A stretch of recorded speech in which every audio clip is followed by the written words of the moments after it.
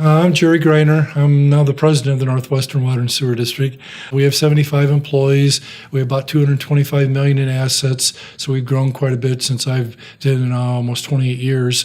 We serve a fairly large area of Wood County and border into Sandusky County. We have a handful of accounts that fall across county lines. As we've grown then since '94, we became about 19,000 customers that we served, came up from about 3,000, and then the 20 townships then grew. We've got 13 villages, 13 actually municipalities. We have a city in there as well. Well, here in Custer, we had septic tanks and we had wells. A lot of the septic tanks were not maintained and they were failing. Many of them drained into our storm sewer system. So we thought maybe it's necessary to look into sanitary sewer system. And also the EPA came along and did some testing at the Jackson cutoff, and they found like raw sewage. So they put the village under EPA orders to correct the situation, which was going to be a huge financial burden for the village. I think at that time our budget was about $180,000.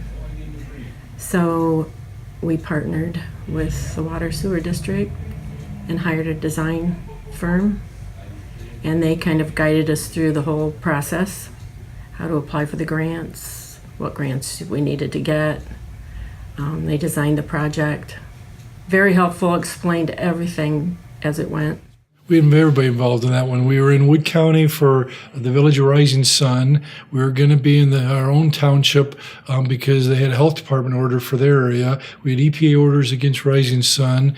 We had EPA orders coming for another community called West Millgrove, but those were behind the other orders. And then right across State Route 23, which is a bordering state route between Wood and Sandusky County, there's 48 homes in an area called Scott Township.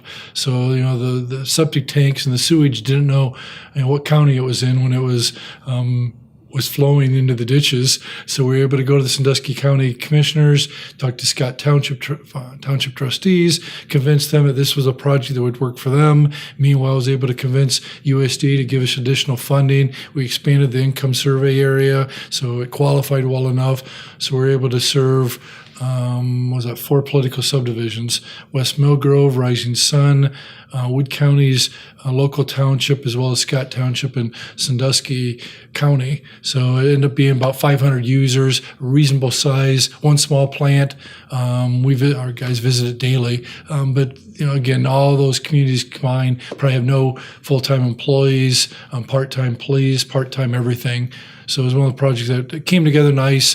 With this being an older village and everything, the sewer project was going to happen sooner or later. We was going to be put under orders.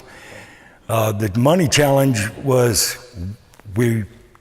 just a small village, we didn't have the money. So working with the Water and Sewer District, working with Pogemeyer Design Group and everybody, they got us grants. They did their part for what we had to do. We looked at tying into Fostory Sewer Project. That wasn't feasible for us, so with all the help from Pogemeyer Design Group and the Sewer District, we come up with the funding for a 20-year loan that we got, and we built our own sewer plant with the capacity of being able to have a couple other villages tie in. So it worked out great, but we had great help helping us get the money too. For one, being a shared district with the Sewer District, when we built the plant, we made it big enough for another village or a couple of villages come in, which West Millgrove did tie into us.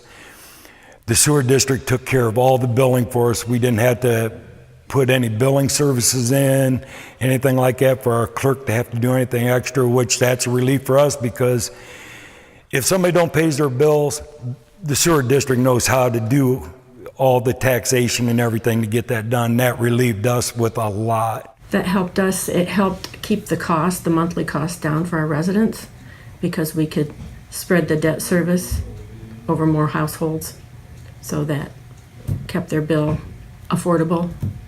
And then I think going together as two communities applying for a lot of those grants helped also because it was a larger number of people being affected. And I think it's probably a trend. The financing entities seem to like regional players. They have a little better overall credit situation, usually better set up for operations.